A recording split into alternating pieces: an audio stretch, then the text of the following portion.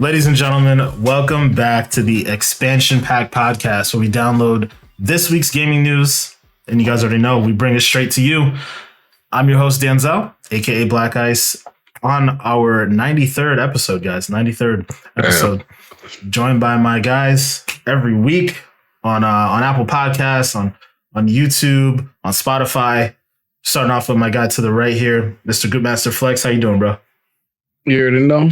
We goopy, the whoopie, you know what I'm saying? It's Black Friday. Well, it's not Black Friday anymore. The turkey day, the turkey coop is gone, guys. Now it's time for the gifting the goop season. We're gifting goop. Okay. Keep that. What? Yeah, you gift goop to whoever you want to gift goop to. We going. Guys, come on, gonna stay over man. Here. For now, it's award season. It's award season. It's gaming award season. So that's what we're gonna focus on. It's gooping awards. We'll get to the giving whatever later. I'm trying, guys. My creativity level is just not there as it used to be. I guess you can say I'm gooped out. Oh God. Boy. All right. Well, that was put Mr. a parental advisory sticker on the thumbnail this time. I mean, shoot. That's right. Our podcast is rated M anyway, so who cares? Fuck it. Yeah, I was gonna say.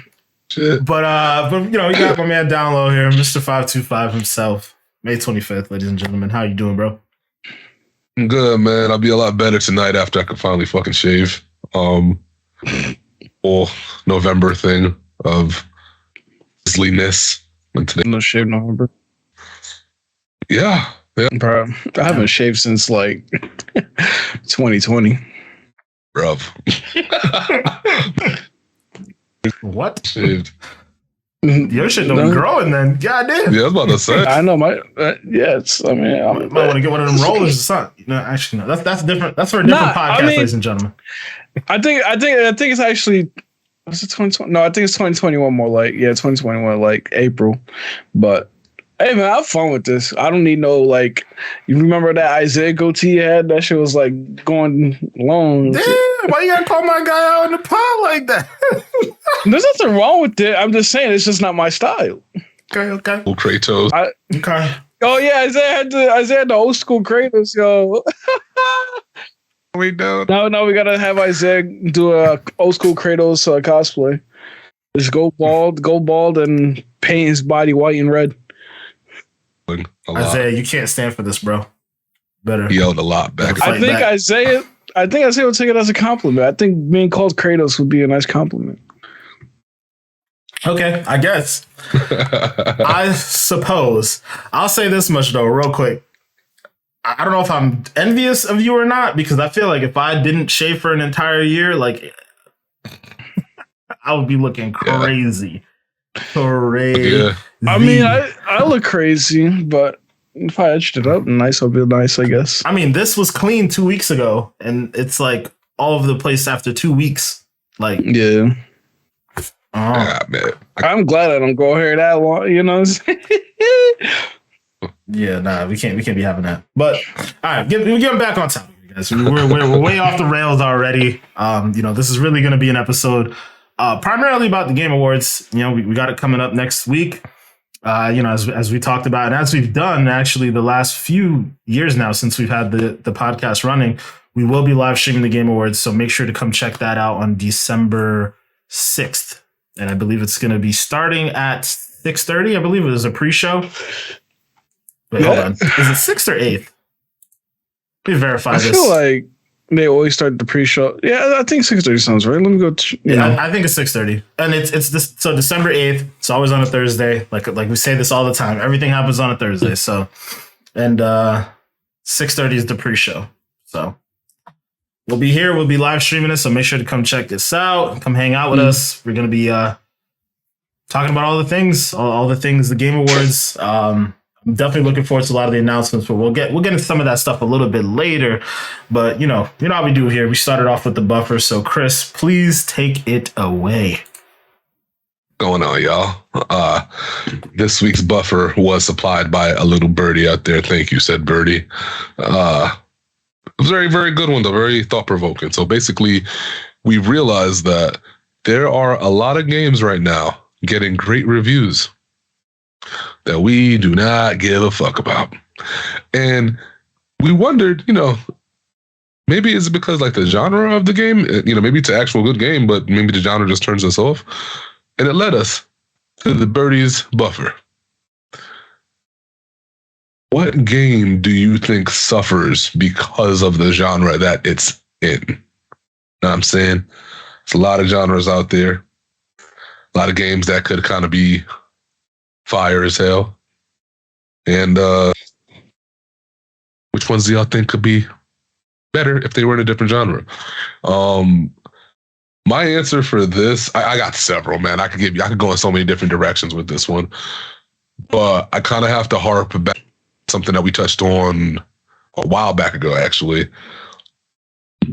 I gotta say Castlevania, and it's not, I know they haven't done anything new with Castlevania in a long time, but I don't know if you guys remember, but I feel like Castlevania at a lot of the games out there can do what God of War did, where it kind of used to be more of an action-focused action RPG style game. I used to put that shit almost in the same boat as like Devil May Cry, like Bayonetta and all those types of games, and it went from that to masterpiece type of situation that they got going on currently, where they started focusing on a lot of different areas. And I always keep thinking like, man, if they want to go touch Castlevania again and they deviate from what it used to be and actually make it a full-fledged like RPG type storyline driven game, bro, like, yo, I'm telling you, man, this game could go. And I guess I can't really say it's held back, because when it was in its heyday, it wasn't like people weren't not playing Castlevania. But like, I guess what I'm saying is I think it could go to a whole nother level if they decided to just be like, yo, we're going to give it the God of War treatment, man. We're going to, we're going to really focus on storyline. We're going to give the main character some really, really good layers. We're going to do a lot of things here. And I think that would be epic. Epic. But if they were to ever bring it back, but like they bring it back as it always was, I think it'll please some of the nostalgia folks, but it's like a disservice, damn near, in my opinion, man, because it has such potential to be that game that gets a sequel every 2, 3, 4 years from a AAA studio that people start saying, yo, I can't wait for this sequel. I can't wait for this sequel. Do you see what they did the last one? Yo, that cutscene was crazy. People don't talk about these kind of games like that, but it has it, bro. It has it. I'm telling you. I agree, man. Especially when you mentioned the God of War element to it, like, having finally finished up Ragnarok and all that stuff, and just being enamored by that game. I think if you find a way to tell a story in that style, and take it from the top down 8-bit style, joints of the past, and you bring it back into, or bring it to modern day, to 2020, 2023 and beyond, or whatever. Like, I think that would be a big deal, man. Big deal. I do too, man. I really do. Even if you found a way to make it styled like Returnal, even, like, even if you don't necessarily go all the way to do like a quadruple A, like super cinematic type of thing, you just bring it more 3D, like, and be able to control the camera angles and all these different things, or, kind of like you said, Devil May Cry-ish, even if it's not like quadruple A, but even if it's double A or triple A, I think it just could get different people trying out the game and, experiencing it in a different way. Yeah. I think a lot of people would like look at it like it's a new IP too, even though it's not new, but I think it would hit a lot of people like that. Yeah, because of how long it's been. It's been like, dude, one day. Yeah, I feel you on that, man. Manny, what do you got though? So I'll say for my kind of style genre games, and it doesn't specifically not tailored, but like, point at one game specifically, but one game genre that, like, no matter how good the reviews are, I can never really play is turn-based style RPG games. I just, like, I don't know what it is personally. I just don't see myself just like sitting there and strategize and be like, okay, how am I going to do this? Let me use this move. Oh, I got hit. Let me use this healing spell to heal myself. Oh, but I wasted my turn, all that kind of stuff. I don't have really the patience for that. I'm kind of more of just like a hands-on. I'd rather do it myself, Thanos action, of course. So, like for example, Final Fantasy VII, that game's a cold classic, but you will never catch me playing the original just because it is a turn-based style. But what I appreciate the remake doing is making them, more like an action adventure instead of a turn-based style RPG. So it's just like small things like that. Like Pokemon, I was never really a big Pokemon person because of that too. What? I'm not saying it's a bad game, bro. I'm not saying it's a bad game. I'm just saying it's just not my cup of tea. So like games like that, like that's why, even though, our friends were playing, the new Scarlet and whatever, it's just like, as much as like I'm hearing them having fun about it, I can't see myself picking it up just for the simple fact that it's a turn-based game. So that's just like me. Yeah, I feel that. I don't know if I agree on the Pokemon front, but the like turn-based RPG stuff from like Final Fantasy and like all those other types of games, like it's never really been a vibe for me. Like it, even when I was younger, that it just didn't work for me. It really just didn't work for me. I enjoyed like the stories and like, when they came out with some of the movies and like watching my friends play is one thing, but like I definitely would have preferred more action, hands-on. I don't want to use the word skill-based because there is skill in like the strategy game stuff, but more like real-time skill, I guess you could say is where my head goes with that. But I want you guys to play 13, man. I really wished, like, give me a solid hour of 13. And the reason why I say that, 13 is still turn-based, but like, I believe it was 13, 12 or 13. It's turn-based, but it's also based upon like timing and like, I don't even know how to really put it. It's the most fast-paced turn-based game I've ever played ever, because like you have to make a split decision on how you want to do it. It's not so much I go, then you go, oh, then I really that. It's more, this dude threw at me, all right, what kit do I want to use? Boom, switch to this. And then they counter it, and then you got to switch. Man, I can't really describe it, but man, I would love to see, y'all probably wouldn't even still like it, but still, I would love to see what y'all say playing 13, man. 13 I thought was really unique how they did that. It's really cool. I'd be open to it. I probably still wouldn't like it, but I'd be open to it. But yeah. Like, I mean, like I said, it's not that I think the games are bad. I'm sure they're great games. I haven't played any of those games to really say they're bad. It's just hard for me to like I said, just sit there like and do all that kind of critical thinking and all that kind of thing. Be like, oh, if I do this move, is this guy, like Pokemon, oh, it's a water type, so I got to use this kind of text, all that kind of stuff. Like I said, I'm sure it's simple things that if I like learn and get used to over time, I'll be good with it. But, I'm just, like I said, I'm just more of a do it myself guy. So I feel you. Want to hold down the trigger and just shoot. Nah, I mean, like God of War, for example. Like, imagine if God of War was like a turn-based RPG, bro. Like, be like, boy, hit him with the arrows. You do the arrow attack, 50 damage. No, get out of here with that. that would kill what God of War is. But yeah, Benny, thank you for that answer. So for me, I'm gonna go with excuse me. I'm thinking of this more as like a specific game that I feel like could be better relative to whatever, like what genre it's in. And as I like kind of sifted through all the different options that came to mind, especially ones that people recommended to me recently, one that pops into my head is Vampire Survivors. I've heard a couple people in our friend group talk about that game quite a bit. I was like, oh, shoot. All right, bet. Let me go check it out. Pop into the Microsoft store, search up the game, As soon as I see the first image of the game, I was like, yeah, I'm all set. That's what I said, bro. That's what I said. It's an 8-bit top-down, like Contra Castlevania style joint. I'm like, yo, this game is probably fire. I'm all set. I can't do it anymore. I can't go from playing God of War, fucking beautiful graphics and fucking like super crispy fast like gameplay, like with the bajillion pixels to the 8-bit burning into my eyes to fucking 8. I can't do it. I can't do it. So it's not only is it the 8-bit style, and I respect it. I understand there's like there's a niche for it. There's people who love that stuff, whatever. But it's not even just the 8-bit stuff, but it's the top-down thing too. Like I need the immersion. I don't need to be shooting things 24/7. I want the hack and slash. Like, but I just need it to be, I don't know, more modernized, like more immersive hack and slash or kung fu. Like that's why like games like Sifu and God of War really resonate with me, man, because like it's, I don't know, like it's, I mean, Sifu has its moments where it's like a fixed camera, but it's just, that's such a fantastic game.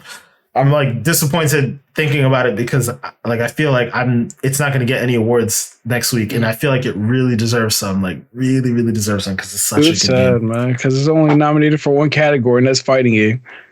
No, I think it was nominated. Actually, for no, I think for action others. game too. Yeah, action game. But yeah, it's not going to got 8. Yeah, Stray got nominations. Stray get some of them fucking nominations back, bro. Fuck out of here, bro. Bro, that's different. God of War is a masterpiece. We know that, but what I'm saying is like, how does Stray get all these shits and this one got 1? Yeah, that's what I'm saying. You know, but like God of War and Elden Ring are like amongst the most nominated, and those two are going to run the show, run it. Period. So it is what it is. We talked about it last episode, so we didn't get too much into it right now. But Chris, thank you for hitting us off with the buffer this time around. Thanks to Birdie. Thank you, little Birdie. Thank you for that question. And you know, of course, you guys out there watching right now, if you guys have any questions you want us to pose in a future episode, you know, make sure to if you're watching this on YouTube, drop a comment down below with a question. Hit us up on our social media platforms at Xpack Pod on Twitter, if it's still around. And then also at Xpack Pod on Instagram. And then, of course, you guys can check us out on TikTok by just searching up Xpansion Pack Podcast. So, yeah, just send us whatever questions you guys want us to talk about on here. And, you know, we'll do a little shout out for y'all as well. But got to jump into the main topics here. It's really only two things we want to talk about today. You know, one of them is going to be about the Game Awards next week, but we did get a little story that just dropped like an hour ago, an hour of us recording this. So it's fresh. We don't have a lot of information on it. I'm sure, you know, some things will get fleshed out within the coming weeks for sure, because this Activision story has been juicy as fuck, pretty much. So these past few weeks has been a lot of back and forth from regulators, from Sony, Microsoft around this whole deal. You know, Sony's been doing their damnedest to try to get this deal slowed down or whatever the hell it is that they think that they can do, because, you know, they don't want Call of Duty going to Microsoft and, you know, potentially losing the rights to Call of Duty, even though Phil Spencer's been very vocal about, like, I think his exact quote was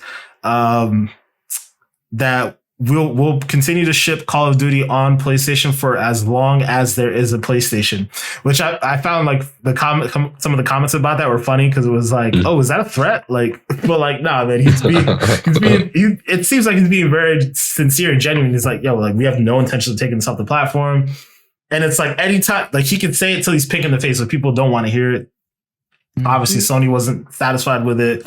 The authority in Britain, the CMA, they were like flippant about it. There's some rumor that came out this past week about the FTC being a little hesitant about it. So, you know, Microsoft's been hearing it from all sides, which I still find is weird, but, you know, alas, whatever. It is what it is. So as of, again, about an hour ago, we got an article from, let's see here. I think it was actually, the article that I initially saw was from Windows Central, but they referenced another site called Seeking Alpha that mentioned that Microsoft and Sony actually sat down these past couple of weeks or whatever to try to come up with an agreement to basically keep Call of Duty and potentially other Activision titles on the PlayStation platform. So I'm just going to read off exactly what the article says here. So this article is from Samuel Tolbert from Windows Central. So he goes on to say in the article, the latest report comes from Seeking Alpha, which reports that Microsoft and Sony recently held meetings to discuss terms and provide assurances that after the deal closes, Microsoft will, quote, allow Activision games to be played on the PlayStation console, end quote. They go off to say a whole lot of other fluff, and really, it seems like this is a very early article. There really isn't much else to talk about outside of that. But I obviously this is news. This is a big deal, especially because of all the back and forth that's been going on. I personally didn't think that Microsoft was going to make any formal concessions, but I think if you listen to the media storm that Phil Spencer went on for like the past month and some change, it sounds like they're not really seeing Call of Duty as the big fish. It seemed like that deal was largely targeted for King Mobile because they really want to make a presence in mobile gaming. They have zero presence right now. And as we talked about numerous times on this podcast, mobile gaming accounts for a much, much, much, much larger slice of the gaming pie than console gaming or PC gaming combined. So Microsoft's trying to get their money. It makes sense to go after a platform like King. Like obviously Candy Crush is like one of the biggest mobile games of all time. We see how Marvel Snap is popping off right now lately. I've been like immersed in that game for whatever reason. I'm not even a big mobile gamer like that, but there's a lot of money to be made there in those platforms, and it looks like Microsoft's trying to get their hands on that. So they're willing to do whatever the hell they need to do to get that going. So not only from the cloud gaming standpoint, but also from the the mobile gaming standpoint on your iPhones and your Android phones. So interesting news. Definitely want to get each of you guys' takes on it for sure. So Manny, I'm gonna start with you on this one. What do you think about this news? Do you think it's a rumor so far, but do you think Microsoft will actually be trying to make some concessions for Call of Duty? Well, I've heard like the whole 10-year Call of Duty thing on the PlayStation, and I heard that PlayStation supposedly denied that offer. But like, I just think it's funny how PlayStation is just still holding on to this, man. Like, still fighting. It's like they just had God of War drop. PlayStation is ahead in the console sales. They're ahead. Like, they are the clearly like dominant platform for console gaming at the moment. And then, behind them is Nintendo Switch, and Xbox is in third place. And I just feel like, it's just sad because PlayStation holding back is, preventing, us gamers to see what the future of Sony has ahead of it. As we've seen, like, we haven't had a PlayStation showcase yet just because of this whole, acquisition of Activision, and they don't want to like show off the new games because they don't want to like further back up Microsoft's point of PlayStation being that juggernaut. So it's like, that's a rumor though. To be fair, that's a rumor. It's a rumor, but at the same time, bro, PlayStation got bangers up their sleeves that I'm sure is probably ready to be shown. I want my Spider-Man 2 gameplay with like a release date. Come on, you got this one. I don't disagree with you. The only other thing I'll say too that you mentioned about the fact that they got God of War, all this stuff. Like, you and I both agree, God of War, fantastic game, one of those generational type games. But they make damn near half their revenue off of Call of Duty, not off of God of War. So, it's true. We talk about this all the time. These Sony exclusives, no matter how great they are, they never really seem to crack higher than 20%, 10% of the player base. When you look at the numbers sold, like what was this? Ghost of Tsushima was supposedly like this great success, yada yada yada, but like it sold like 8 million in the first year or 10 million or something like that, and like it was supposedly the best selling PlayStation thing of all time. And it was like, bro, like how many PlayStations did they already sell? Like they've already sold what? Like I'm assuming over 100 mil, like PlayStation 5s and 4s. If you count, let's say you decide to count all that together, well over 100 million PlayStation 4s and 5s. So to only be getting like 10 million, that's a really small percentage, and that's like, I don't know. I get where Sony's coming from as far as trying to hold on to it, even though I think it's stupid. And personally, I think it's like, whatever, just let Microsoft do what they're going to do. There's a lot of different reasons that we've gone into as to why I think it's silly how hard Sony's been pushing back on this. But at some level, I kind of understand it, because it's like, I know people buy a PlayStation to go play Call of Duty because of that marketing deal that they have, even though they can go play it on an Xbox, and the fact that those marketing deals going away is already a problem for Sony, right? Automatically, because now if you start seeing Warzone 2 ads, Warzone 2 is massive right now, right? You start seeing those Warzone 2 ads and you see a little Xbox after it. Then you see a little Game Pass thing after it. People are like, oh shit. Oh, I got to go get Game Pass to play Warzone 2. Even though they don't, that's money in Microsoft's pocket. So imagine you take all that tons and tons of revenue that's coming, again, roughly half of Sony's revenue annually for PlayStation coming from that one system. And now you're shifting like the mind share over to Microsoft. That's a lot of money that Sony could be losing, probably won't lose, but you know what I mean? Like I get it. So God of War ain't going, it's not going to help. That's all I'm saying. That's all I'm getting. I know, but like it's just like games like that make it a console seller. But what needs to happen is just like if Sony really wants to step up the competition, they really got to step up the streaming service because clearly that's the real money maker is those subscriptions. We've seen it before, with Game Pass. And, that just keeps growing and growing on Microsoft's side. That's more revenue in their pockets.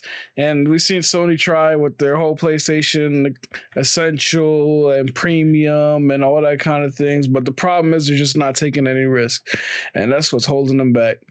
If they really wanted to start, having a better competition, I guess, against Microsoft, they need to put their exclusives in Game Pass day one. I know I sound like a whole broken record, but like... It's true. We're not disagreeing. Even though it would hurt them because, a game like God of War deserves to be bought at $70 a piece. But, if it's on the platform, you only pay like $15 a month, then it's going to hurt them because now they're going to have to start, budgeting, that kind of things. But that's not the point. All they got to say is, Microsoft is trying their best. And a whole 10-year deal, if Sony did reject a 10-year deal for Call of Duty, I feel like it's stupid because obviously Call of Duty is that big shooter. Now it's been a big shooter for a long time. But sometimes it's hard to see it last another 10 years, per se. And it probably will last another 10 years. But, in the meantime, you got room to make your own game. PlayStation got a lot of IPs that they can work on that are shooter games that can possibly compete, like SOCOM, Killzone, and all that kind of thing. So they just bought Bungie. Exactly. Bungie bought Bungie to help with their live service games. Live service is the big thing. Make a banging live service game that people will just casually hop in and throw their money at because of like the stuff you offer is. It's like you gotta be competitive, and I understand. Like you guys said, Sony's going to be losing their biggest source of revenue when it comes to Call of Duty. And it was funny because I remember when Call of Duty came out, PlayStation was all like, "Oh, congratulations, Call of Duty being the biggest PlayStation launch title, whatever of all time," kind of thing, and like. Even though it's not like a PlayStation exclusive, they're like, congratulate, like this is the biggest PlayStation like launch sales and everything like that. That was strategic. That was strategic though, because they knew that, regulators are watching this whole thing. It's like, oh, we made all this money off of Call of Duty that Microsoft might be taking away. Like, hey guys, that was so strategic. Yeah, it's funny because like, it's like they really are holding on to Call of Duty. I don't understand why. Well, I mean, I do understand why. Because you definitely do. You definitely do. Because even all that stuff you were saying, right? They're in their mind. They bought Bungie. They did this. They did that. They're making all those live service games so they can get the revenue from those games and the Call of Duty. You know what I mean? Like it's not about it in their mind. It's not about substituting. It's about addition. Like they don't want to. Lose Call of Duty and then have to replace it. They want to keep Call of Duty and then add more and more and more onto it. So I get it. I think what PlayStation definitely need to work on though is just like competitive games. Microsoft, even without Call of Duty, we still have Gears of War. We still have, Halo. PlayStation, you really just don't get that competitiveness. You get the same, same action adventure recipe with the games you get, like, God of War, Horizon, The Last of Us, Ghost of Tsushima. It's like the same recipe, but they're done good, of course. So yeah, they're done excellent. But it'll get dry. It will get dry at some point. because like in the end you're like, okay, this game it's funny because like, you know, I would play like Horizon or whatever, and I'm like, this game feels like it feels the same as like God of War, you know what I'm saying? Like it has the same recipe, but like, you know, it's a decent story, so I'm enjoying it. So it's just gonna keep on getting repetitive, and they really do got to take chances. And it sucks because they were known for taking chances, and now they're just lazy because they're, you know, satisfied with what they got. Yeah, true. True. Chris, what's your take on this, man? I find it interesting. I also find it funny that they're so butthurt about it, but I get why they're butthurt about it. Mm-hmm. Duty, you can't sniff at that. Like that's like still never happened. But imagine if Rockstar had like an exclusive rights deal with one of the two platforms. I could see easy Xbox going crazy because PlayStation got it and vice versa, because certain games just like you want to at least get a slice of that pie, bro. You gotta at least get because the revenues are stupid. I remember one time, I think it was Modern Warfare 2019. I don't remember the time span that the money was made. Like I think it was like over 6 months to a year of the game being out. I think they like $6-7 billion or some shit like that in just that short time span. And I'm like, yo, if these dudes are churning out dollars like that over these skins and all this crazy shit that they put in the game, I don't know what Fortnite looks like. Fortnite probably looks stupid. And then on top of that, like you want to get that slice, like, because even a slice of that big ass pie is a good ass amount of money. You know, it's like, I don't know, man. I get why they're being like this, but it's weird because it comes across.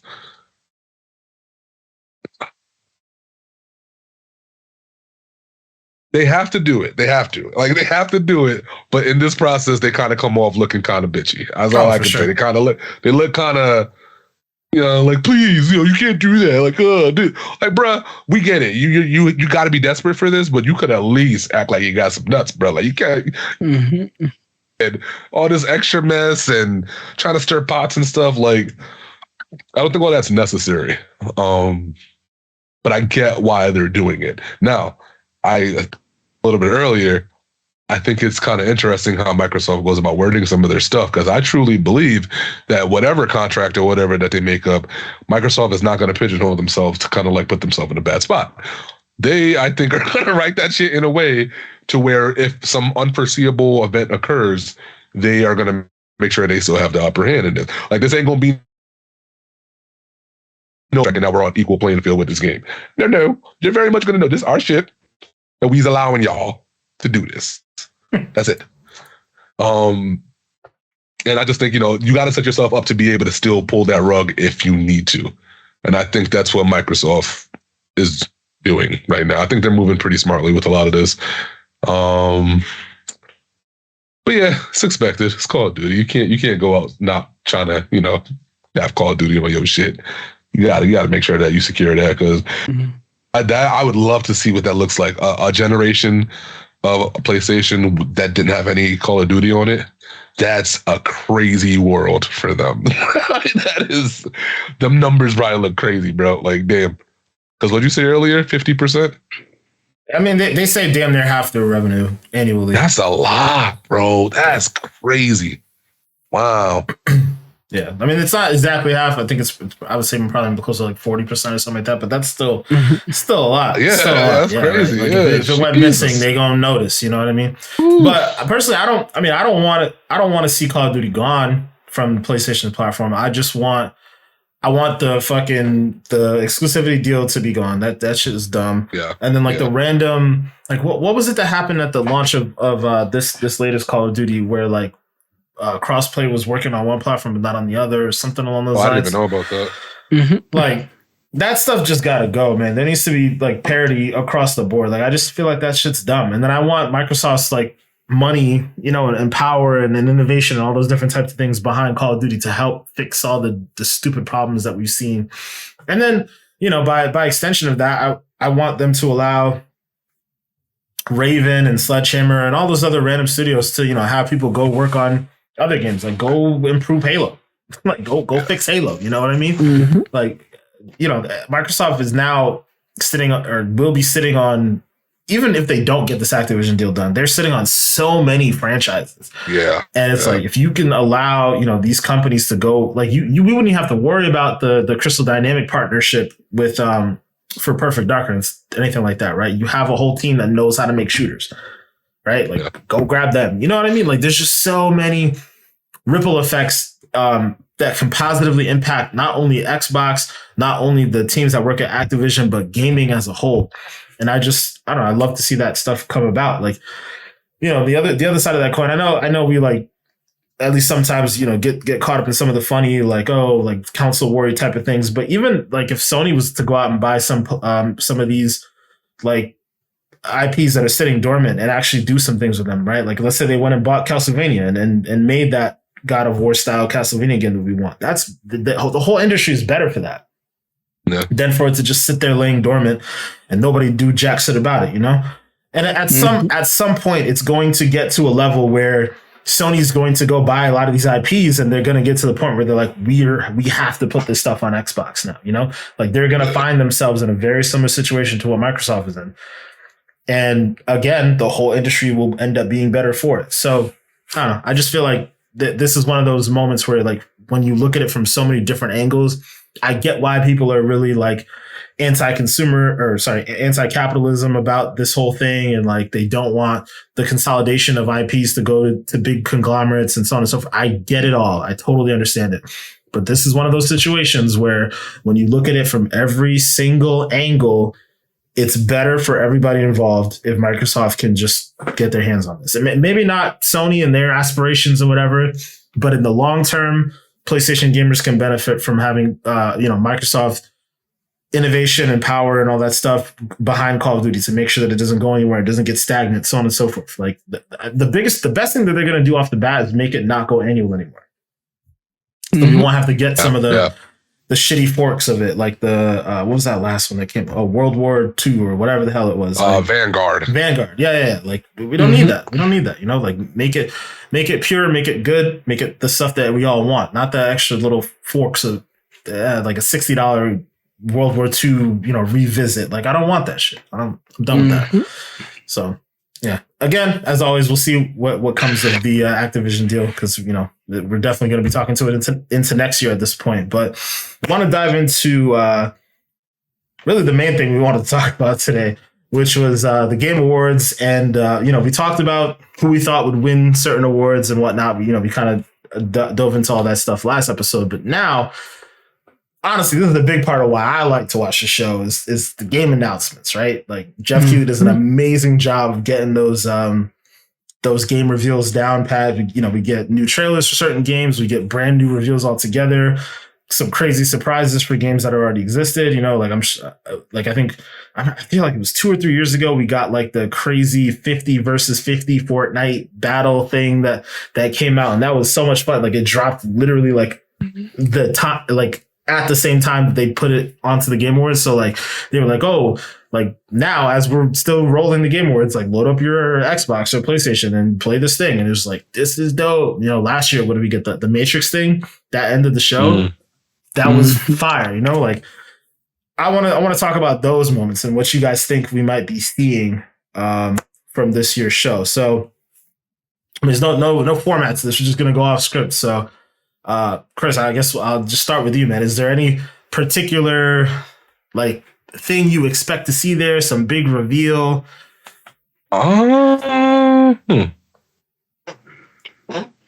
Now we're talking about strictly games, or we're talking about hardware? We're talking about it all, everything under the sun that we could talk about. Anything under the sun. All right.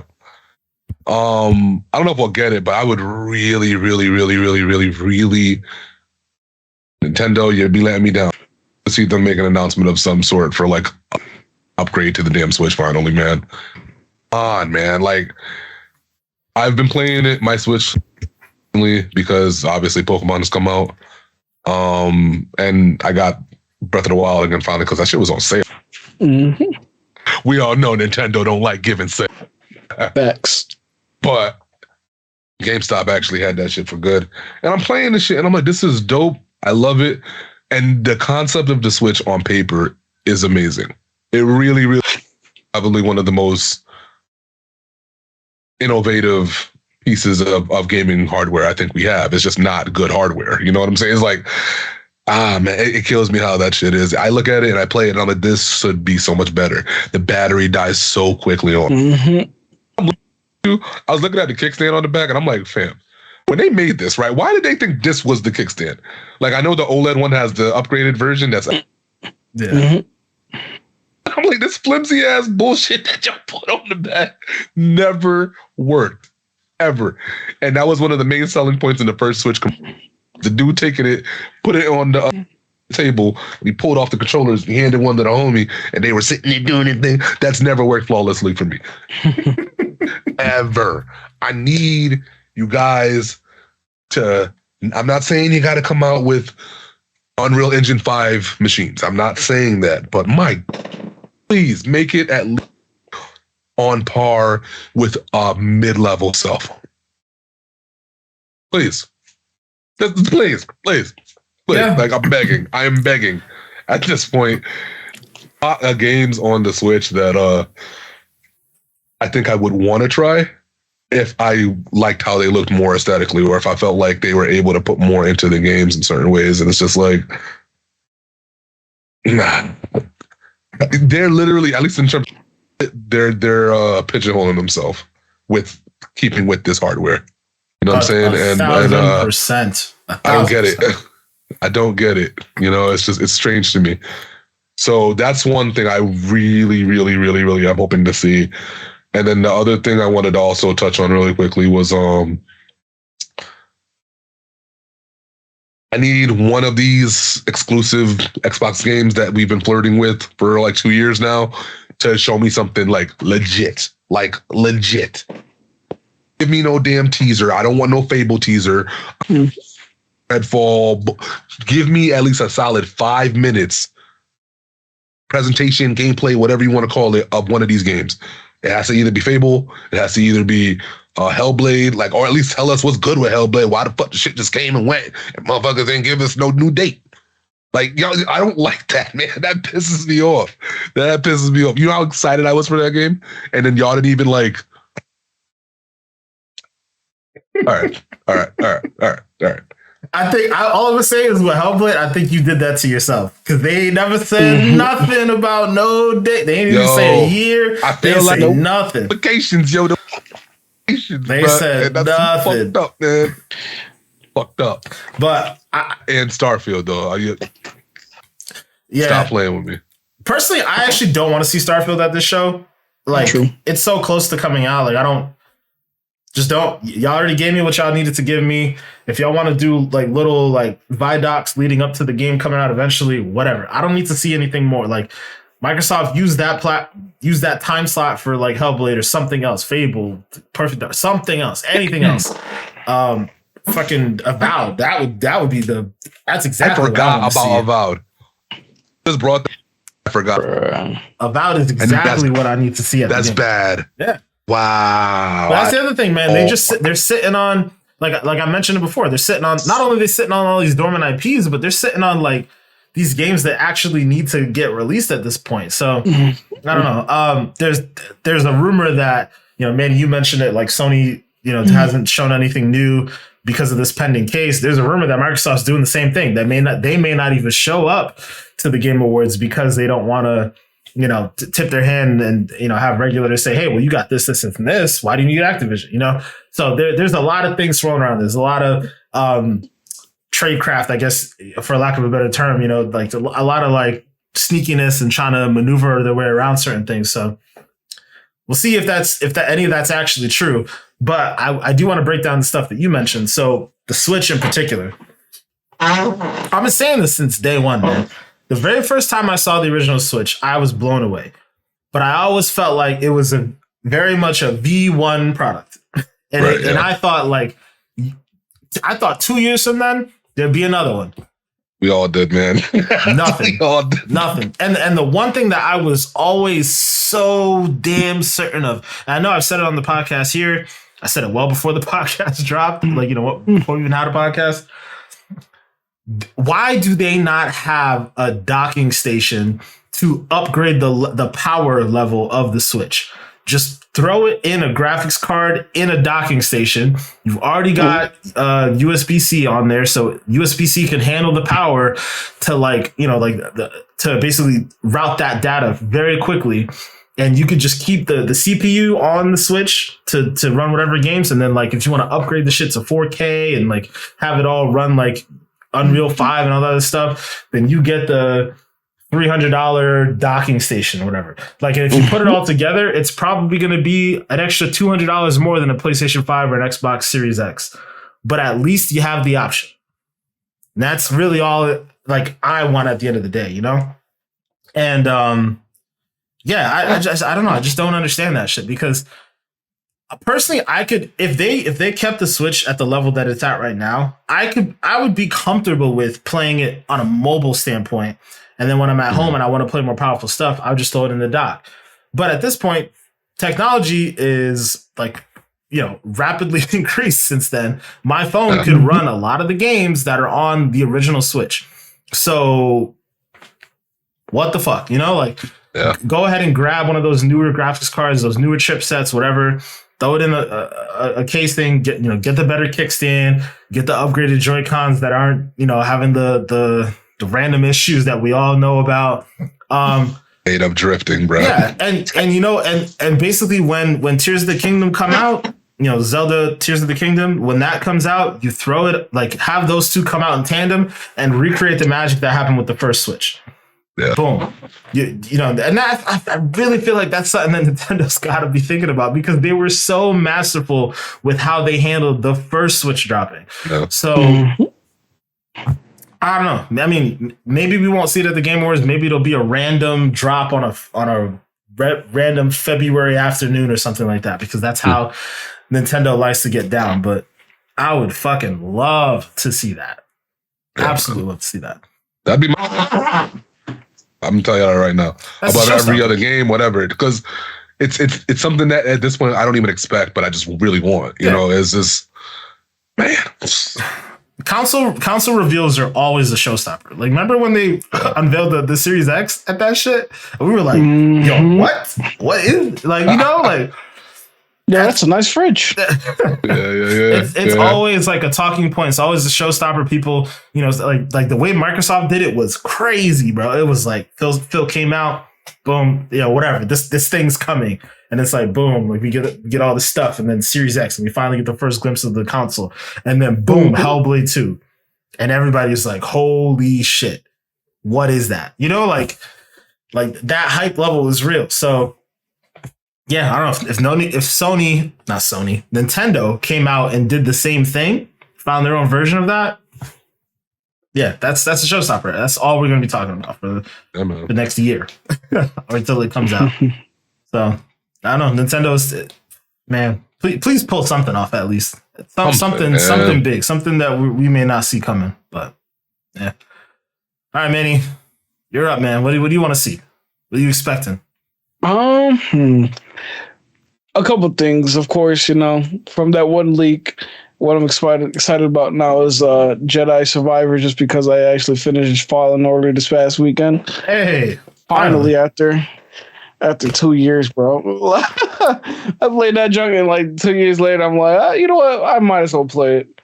So I finally did that, and I know this was announced. I think it was last year, but. Maybe hope to see some more Mass Effect news because I've been waiting. That Legacy Collection. The Legacy Collection got me hyped for more Mass Effect, and I'm sad that we haven't got anything yet. And I understand time. Time will come. It'll come eventually. But I haven't played it fully, but I played like a little bit of it. Don't bother. I was gonna say, a little something over, I know, but like it's not the same because you're not Shepard. I do, bro. So, I mean, I fucking loved it, man. That Mass Effect 1, 2, and 3 were amazing. I'm glad I got to play and they made that collection. So I'm hoping we get some Mass Effect news. Hopefully. Another thing is, I know this was like a rumor in the whole Xbox showcase, and I think, even though, like you said, Denzel, Microsoft might be holding back on their like major games, but maybe they can like drop a little Gears of War Marcus Phoenix collection. It ain't like nothing new, but it's something, to hold them over for a little bit because, I do miss my Gears of War. So, just drop the Marcus Phoenix collection. I'll be satisfied too. I think that's a really easy thing to do to tide people over for a little bit, to be quite honest with you. Yeah. But I really hope they do more than that. Really hope they do more than that. I hope so too, but the problem is like you said, the lawsuit's happening and we're probably gonna see some like stuff we already seen. I don't think we're gonna see, if we do, let me put it like this. If we do get something new from Microsoft, I would actually like to see what the State of Decay is gonna be like, because it got announced like 2 years ago. Jesus, man. And that's all we got. We got a little teaser trailer. Maybe drop another teaser or a little gameplay or something to hold us over for now. It ain't like a major title for Microsoft, but it's something good enough where it's like, it can hold us over. That's the thing with that game, man. It should be a major title for Microsoft. It's got the potential. And it's like, it's a very different flavor of like, if you want to make the comparisons, like, you have The Last of Us, you have what The Last of Us does, but it's such a different flavor of like take on zombies and the end of the world and so on and so forth. Like the first State of Decay, bro, it was obviously like an indie game. It played like an indie game, like all that stuff, but it was so fucking cool, man. Like, that I remember we were in a party with like, I don't know, like 5, 6, 7 of us all playing the same game, and there's no multiplayer in the first game. It was just us all like, yo, this is happening. Like, we're just, going through the story as it is. And it was like, yo, it's so obvious that they needed to add multiplayer. They did it in the second game. And I still feel like the second game deserved a lot more shine than it got.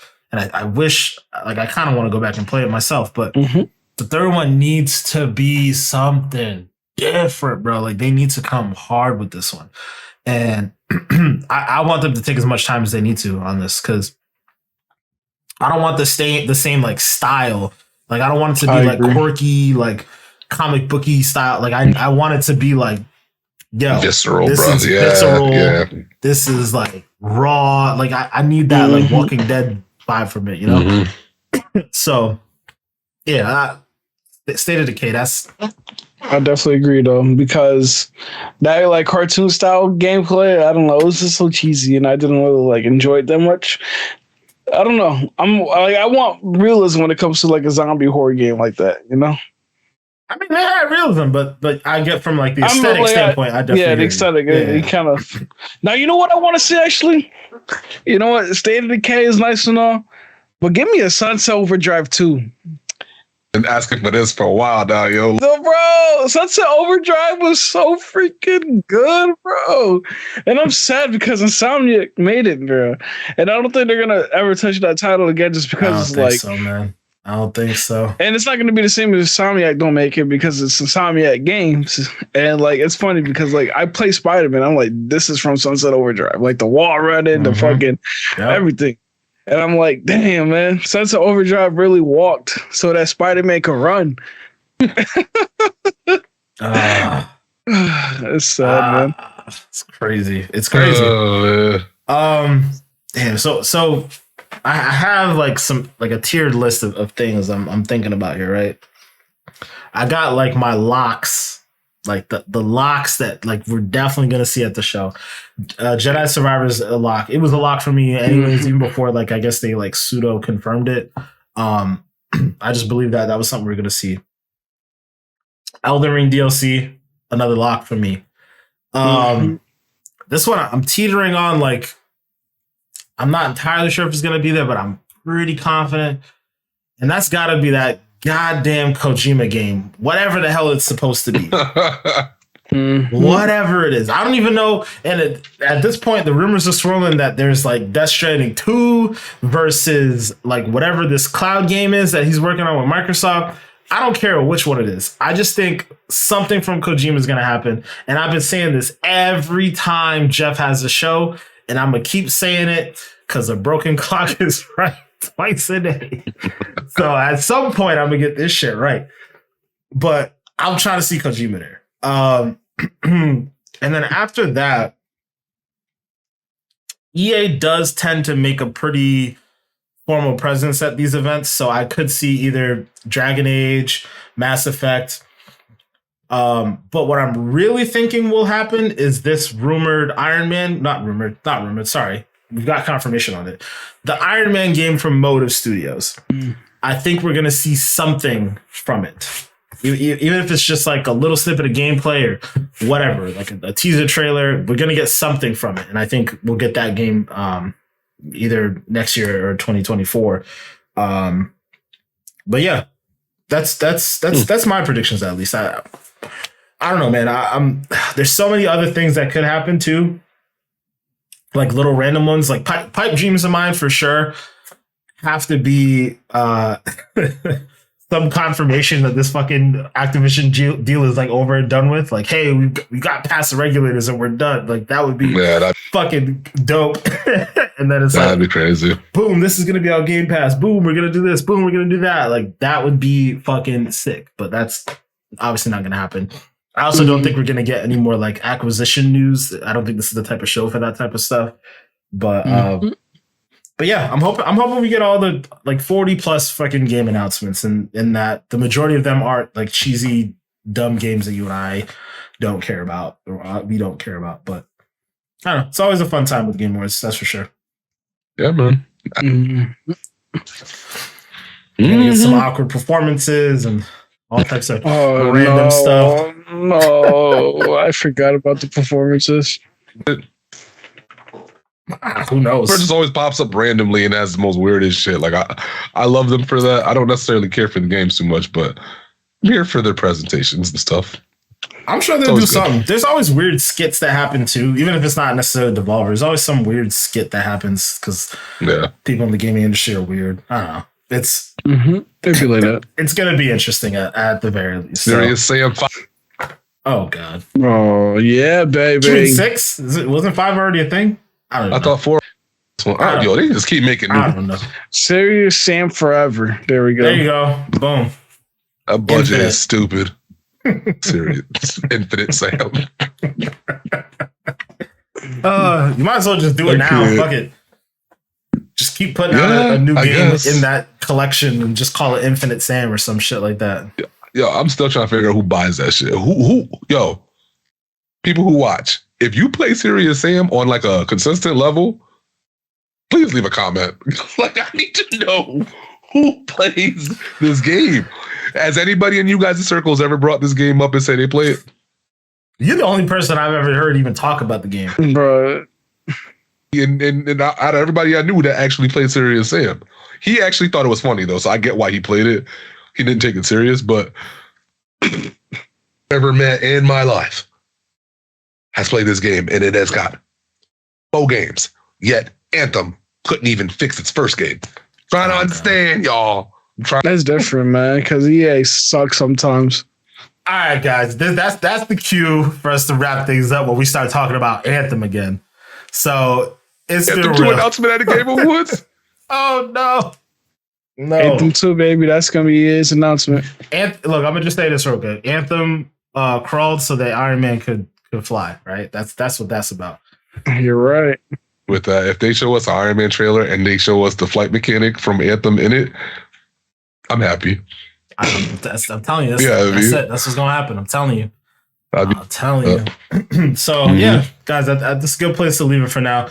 For you guys who are still listening and watching, make sure to check us out next week. We will be live streaming the Game Awards. So make sure to pop on. If you're listening on any of the podcast services, make sure to hop onto our YouTube page. Make sure to search us up, Xpansion Pack Podcast, obviously. And I'll also be like co-streaming it on my Twitch channel as well at Black Ice 8. So one way or another, you guys can come check us out, because we're definitely gonna have some fun watching these trailers and talk about who's gonna win and who's not gonna win. Definitely looking forward to seeing who takes that game of the year. It's going to be God of War, Elden Ring. It's going to be either or, both great games, so I'm not going to be mad. Y'all going to be mad with Stray wins. I'll tell you that. Dude, if Stray wins. If Stray wins, if Stray wins, I'm retiring from gaming. Bro, that show, Jeff cannot let that happen because that show would lose so much credibility, bro. Nah, they can't do that. If Stray won, I think Jeff is just going to look at the paper and be like... It's nominated for Game of the Year, though, right? It is, but I had to fill in the blank somehow. That's what I think it ends up being. They had to fill in the gaps, and now straight... That's all right. We're going to leave that for another time, ladies and gentlemen. Thank you for watching and listening. We'll check you guys out next week. We're not going to do an official show next week. It'll just be the stream on Thursday. So make sure to come check us out for that. And see you then. Peace. Oh, yeah.